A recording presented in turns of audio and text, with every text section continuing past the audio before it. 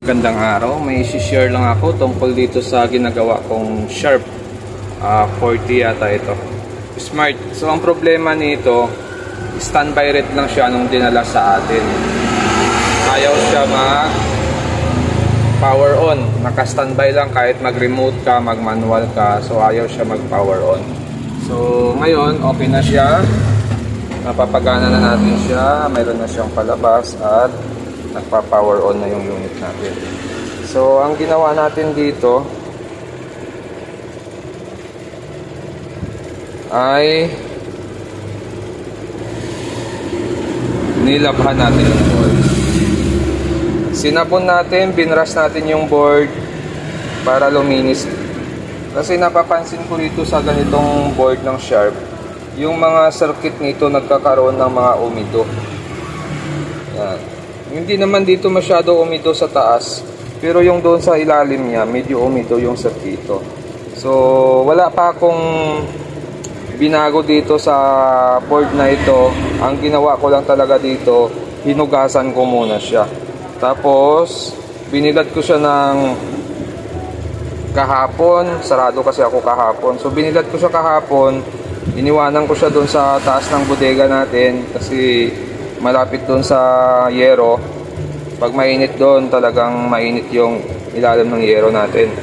So ngayong umaga, tinesting ko siya ngayon. Sinalpak ko lahat, tapos binlower pa natin ulit ngayong umaga. Baka may naiwang moisture. So nagblower pa tayo, tapos tinesting natin. Yun, gumana siya, oh. So may backlight na siya. So nung una ko tong trouble, ang may supply lang talaga dito sa circuit na ito, yung kanyang 1.5, tapos yung kanyang 3.3. Yung iba dyan, wala nang supply lahat yan. Patay na lahat ng supply niya. So yun lang ang supply na nakuha natin dito. Ngayon, gagawin natin para mayroon tayong guide sa pagre-repair ng ganito. In case na magka-problema, kukunin natin lahat ng supply, lahat ng coil na yan, lahat ng may mga regulator yan. Kukunin natin lahat ng input saka yung output na supply niyan para mayroon tayong basihan pag in case na magka-trouble ulit tayo ng ganitong board. Okay? Okay, so ito na. So itong coil na to, yan, ito lang yung may supply na karaan, 1.5. Tapos itong input nito ay 12 volts. Yung out niya 1.5. Tapos ito naman, yung input nito 12 volts, tapos yung out nito 1.1. Yan, oh, 1.1. Tapos ito naman yung input nito 12 volts, yung out nito 1 volt. Okay. Tapos ito input natin dito 12 volt, tapos yung out natin dito 5 volts, yung coil na ito. Okay. So papasok yan dito. Tapos ito mag-out ito ng 3.3. Yung in nito ay 5 din. Tapos ito lang may supply na karaan dito, 5 volt. Tapos yung out nito ay 3.3. Okay. So ito 3.3 din ito. Yan. Tapos ito naman, manggagaling din yung supply niyan dito, 5 volt. Tapos yung out niyan ay 1.8. Ito, wala ito dati. Okay. So at least makuha natin yung eksaktong supply nito. Ito 3.3. So basta makumpleto nyo na yung supply dito, pasok na yan sa mga supply dito sa loob. Ito, check natin kung anong supply nito. 12 ito. Itong coil, check natin. 5 volts ang coil na ito. Tapos yung in na supply nito ay 12 din. 12 tapos 5 ang out nito. Okay.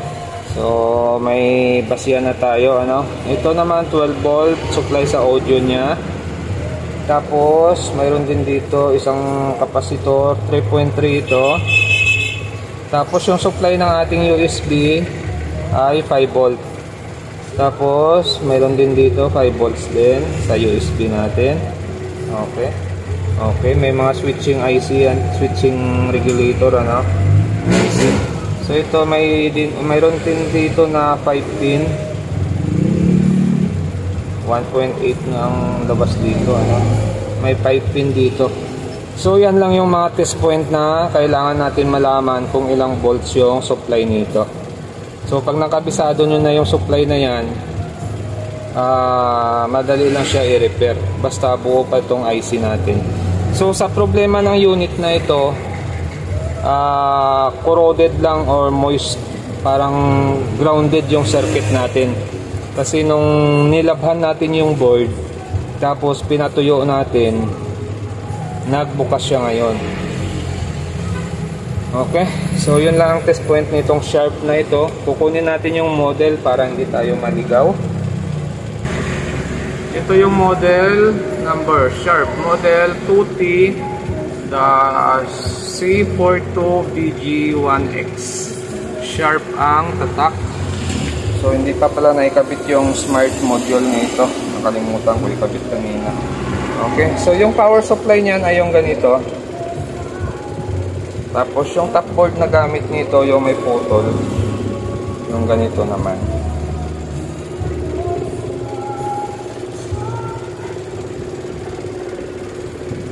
Okay.